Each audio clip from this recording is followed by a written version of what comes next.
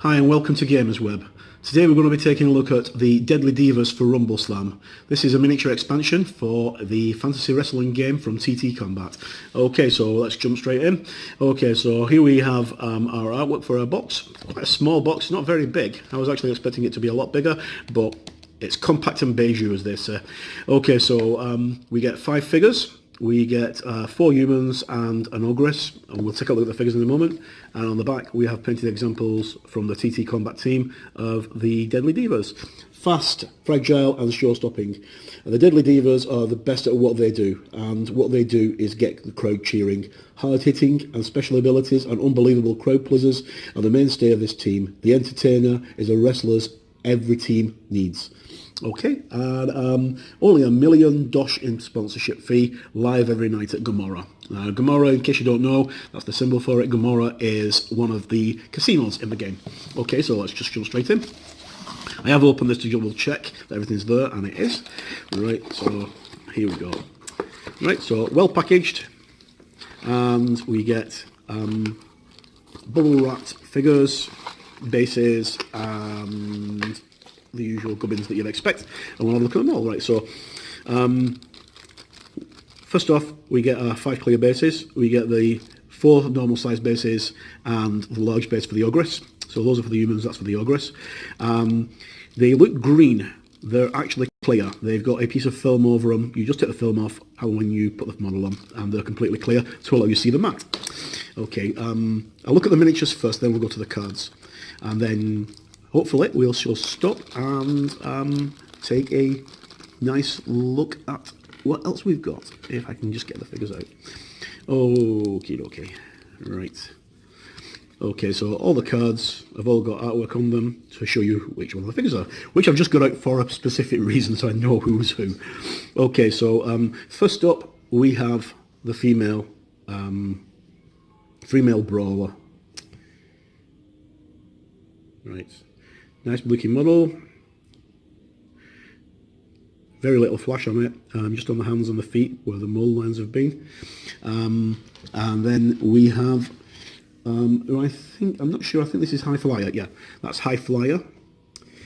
She's actually a multi-part figure. She's got a separate arm and a separate leg, and she's also got a ponytail. And again, very little flash, excellent attention to detail, costume's perfect. Can let your mind run riot when you're doing them. And there's her accessories, so a leg, hand and arm, and the ponytail. Okay, that's High Flyer and the human grappler, sorry, that was the human grappler. And this one, so human grappler. Right, and the next one is entertainer in quite a seductive pose, wearing a hot pants and a bikini. There we go. She looks like she's just about to pull out some major moves on someone. The shoes look fantastic. It's a pity that you couldn't actually put them onto the bases like that, because they'd look great as platforms, but they'd be quite unpractical if practically they fall straight off. And then that is the female brawler. She's got her hands underneath her braces, and she doesn't take any nonsense off anybody. Great poses. The actual the animation on the faces is very, very good. Then finally, on the miniatures wise, we have the ogress, who's a larger figure. I'll show you her compared to the others. Again, no flash apart from the pulled lines on the bottom. And the ogress is a big, meaty looking woman. She's about to really lay the smackdown on someone. Now, she's actually better defined than the ogre figure. I think they make a really good tag team, and I'm going to probably knock out some house rules for that.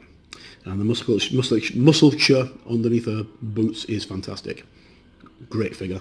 And just to show you just how she looks, we'll put her next to the entertainer. And you can see how they vary in height. So the entertainer is a lot smaller in build. In fact, her head is probably about the same size as the Ogress's hand. Right, okay, so that's the miniatures out of the way. So what I'm going to do now is quickly look at the cards. Now, as always with the TT Combat Rumbleslam cards, they're double-sided. One side features the artwork of all the characters, and the other side features all the special abilities for the characters. So we're going to start look at them all in turn. So we'll start off with this one, which happens to be High Flyer, and she's got an attack of 2 copper. Now, if you've seen my video, link will be down here somewhere to the review of Rumbleslam, and there's actually a full review of the game as well. You'll notice that you have copper, silver and gold for your dice.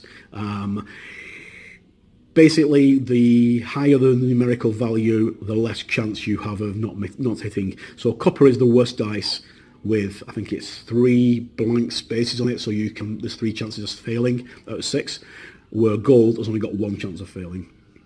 Okay, so she's got an attack of 2 copper, a defense of 1 silver, a grapple of 1 silver, and a dexterity of 1 gold plus 1. Weight of 2, because she's a normal sized person. She's got a popularity of 1, which most people seem to have, and a throw of 2, which means she can throw someone 2 squares.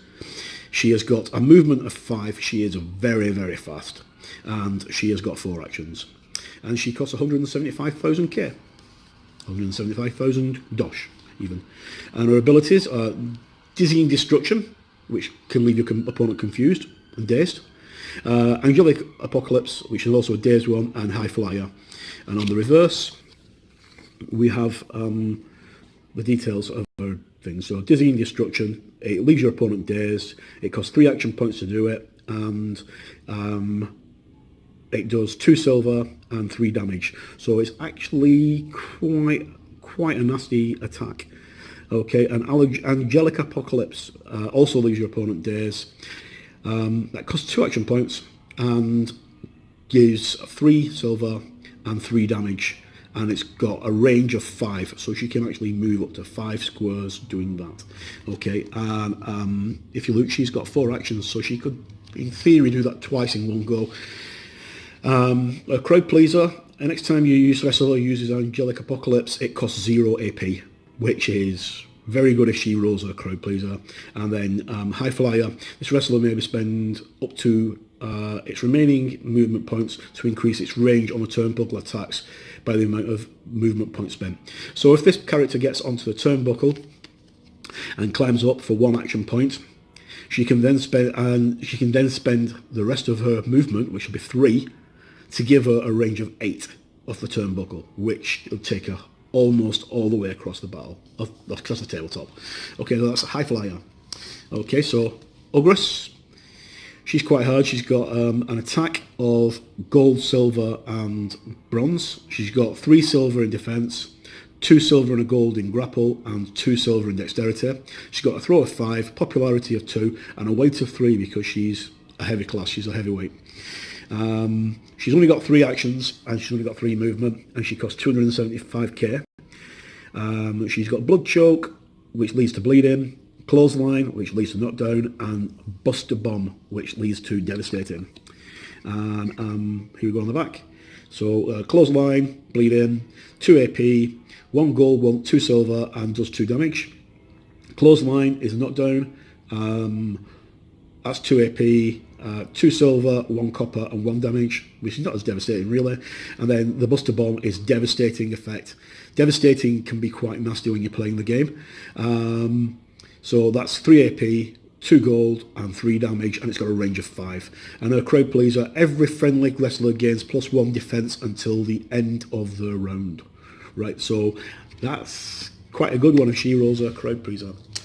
And then the next one we have is Entertainer, who's the other one of the characters from the human set.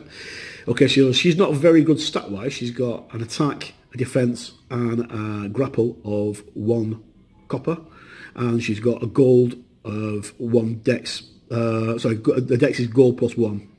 Throw of 2, popularity of 1, weight of 2. Clothesline knockdown, much the same as Ogress, but hers is a clothesline knockdown. Well, actually, it's exactly the same as Ogress. Airborne Acrobat and Raise the Roof. She's got 4 actions and 4 movement and costs 200k. Okay, so Clothesline knockdown is 2 silver, 1 gold, and does 1 damage for 2 action points. And Airborne Acrobat does 2 AP, 1 silver, 1 copper, 2 damage, and a range of 5. A Crowd Pleaser.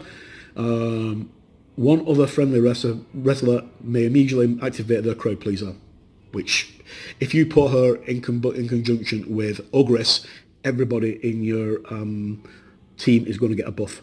And Raise the Roof, which is her Crowd Pleaser. All friendly wrestlers re-roll failed Crowd Pleaser attempts.